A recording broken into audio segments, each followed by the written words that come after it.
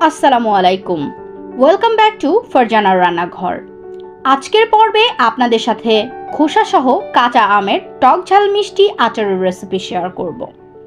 খুবই অল্প সময়ে এই আচারটি তৈরি করা যায়, তবে খেতে হয় দারুণ মজার। আসুন জেনে নেই কিভাবে বানাবেন খোসা সহ কাঁচা আমের আচার রেসিপি। প্রথমেই আমাদের লাগবে কাঁচা আম। এখানে আমি দুটি বড় সাইজের আম নিয়েছি। যেহেতু খোসা সহ এই আচারটি বানাতে হবে, তাই আমি আমের মাঝখান থেকে কাটার চেষ্টা করছি। একটু আঁটি শক্ত হয়ে গিয়েছে এমন আম হলে আমটি কাটার সময় একটু প্রেসার দিতে হবে। এবার আমটাকে আমি এভাবে লম্বাটে শেপ করে কেটে নিব।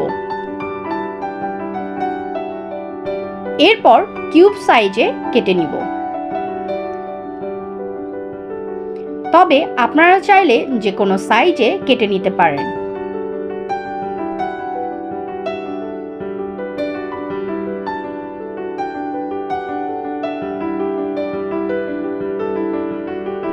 ফাইনালি আমার সবগুলো আম কাটা শেষ। এখন আমি আমগুলো ভালোভাবে পানিতে দিয়ে পরিষ্কার করে ধুয়ে নিব।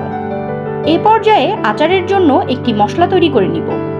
এখানে আমি 1 টিস্পুন 5 ফোড়ন নিলাম এবং 4টি শুকনো মরিচ নিয়েছি। আরও দিয়ে দিলাম 1/4 টিস্পুন জিরা এবং 4 থেকে 5টি সাদা এলাচ, 3টি দারুচিনি। এবার মশলাগুলো হালকা গরম করে নিব। মশলাগুলো খুব বেশি সময় ভেজে নেওয়া যাবে না, এতে করে মশলাগুলো কালচে হয়ে যেতে পারে। হালকা ভেজে নিয়ে মশলাগুলো ব্লেন্ডারে ব্লেন্ড করে নিলাম। এখন আমি একটি প্যানে 1/2 কাপ পরিমাণ সরিষার তেল দিয়ে দিলাম। তেলটা সামান্য গরম হয়ে আসলেই দিয়ে দিলাম কিছুটা রসুন কুচি, 3টি শুকনো মরিচ। মরিচগুলো আমি মাঝখান থেকে চিড়ে নিয়েছি। আরও দিয়ে দিলাম 1/4 টিস্পুন জিরা। এবার সবকিছু হালকা ভেজে নিয়ে আমি আমগুলো দিয়ে দিলাম।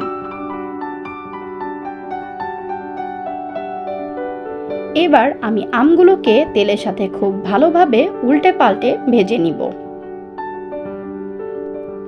বেশ কিছুক্ষণ আমগুলোকে তেলের সাথে এভাবে ভেজে নেওয়ার পর আমি এখানে দিয়ে দিলাম গুঁড়ো মশলা।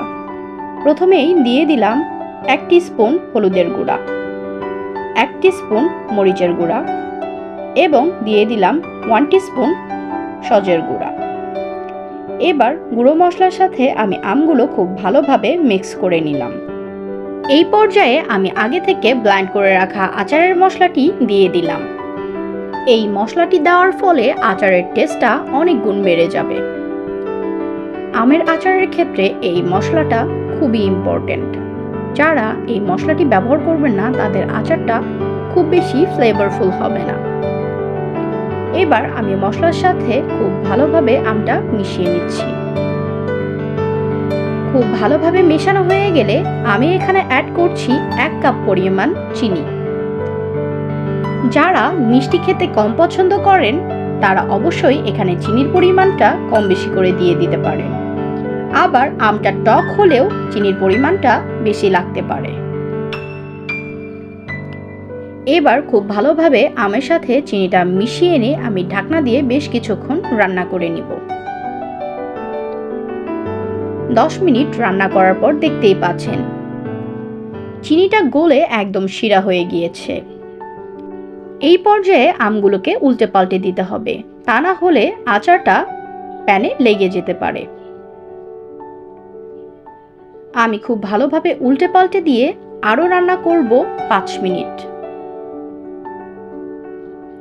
5 মিনিট রান্নার পর দেখতেই পাচ্ছেন আমার আচারটা একদম রেডি। আমগুলো একদম সফট হয়ে গিয়েছে। খোসা সহ আমের আচার দীর্ঘদিন ভালো থাকে, তাই আমের আচার বানাতে চাইলে খোসা সহ কাঁচা আমের আচার বানানো ভালো। আর যারা এই আচারটি বছরব্যাপী সংরক্ষণ করতে চান, তারা সরিষার তেলের পরিমাণটা বাড়িয়ে দিবেন, কেননা তেল বেশি হলে আচারটা দীর্ঘদিন ভালো থাকবে।